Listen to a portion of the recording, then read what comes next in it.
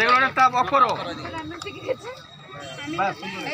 আরো একটা পদ্ধতি আছে, আমরা বালতি দিয়েও আমরা আগুনটাকে নিভিয়ে দিতে পারি, সেটা আমরা দেখাচ্ছি। তবে সবসময় বলবো বাচ্চারা কিন্তু এইসব আগুন নেভাবে না। বাচ্চাদেরকে বলছি বাচ্চারা এরকম চেষ্টা করবে না।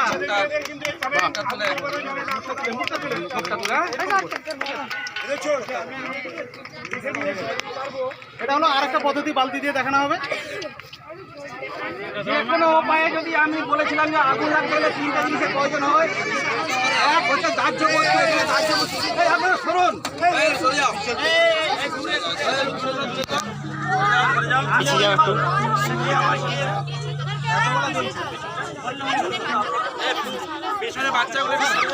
পিছিয়ে যা আহিল, একটু পিছিয়ে যা।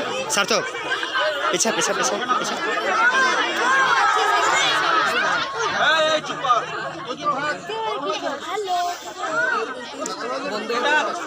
প্রথমে বলেছিলাম যে আগুন নেভাতে গেলে আগুন চলতে গেলে 3টি জিনিসের প্রয়োজন হয়।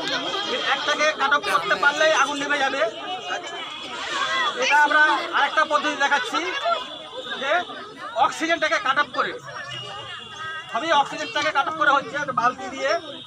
এটা সব ক্ষেত্রে কিন্তু হয় না, প্রযোজ্য হয় না। এমন সময় হয়তো রেগুলেটর পাইপটা থাকে, সেখানে একটু গ্যাপ রয়ে যাবে, সেখান থেকে কিন্তু অক্সিজেনটা নিয়ে নেবে। তবু আমরা দেখাচ্ছি, যদি এরকম পজিশন পান তখন আমরা এই বালতি দিয়েও নিভিয়ে দিতে পারি। দেখুন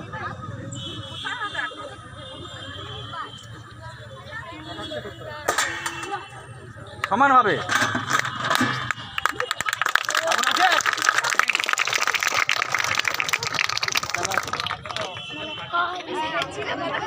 যে কোনো উপায়ে অক্সিজেনটাকে কাট অফ করলেই আগুনটা নিভে যাবে। বেশি জোরে দরকার নাই, সমান এমন থাকে। হ্যাঁ হ্যাঁ না না আগুন হয় না।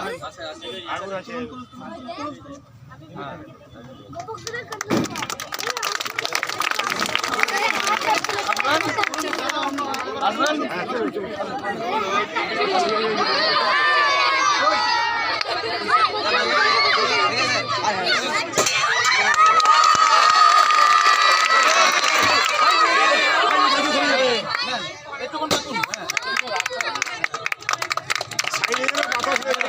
ভেতরের অক্সিজেন যতক্ষণ থাকবে চলবে, অক্সিজেনটাকে শেষ হতে দিবে। বুঝতে পারছি? বুঝেছিস তো?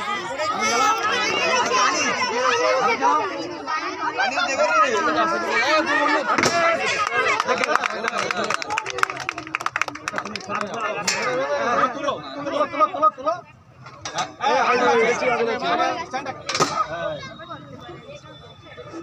একটু যদি গ্যাপ থাকে অক্সিজেনটা নিয়ে নেবে, আগুন কিন্তু তখন নিভবে না। সবথেকে বেস্ট হচ্ছে এই এবারে দেখা গেল যে এরকম পয়সা আমরা ভেজা কাপড় দিয়ে একটা কাপড় দিলেন, আবার একটা ভিজিয়ে চাপা দেন। তাকেও যদি না বালি চাপা দেন, পুরো সিলিন্ডারটাকে বালি দিয়ে চাপা দেবেন।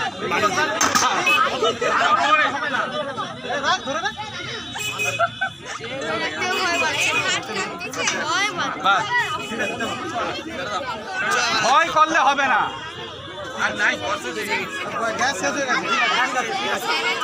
এবারে আমরা এডুকেশন ড্রিলটা করাবো।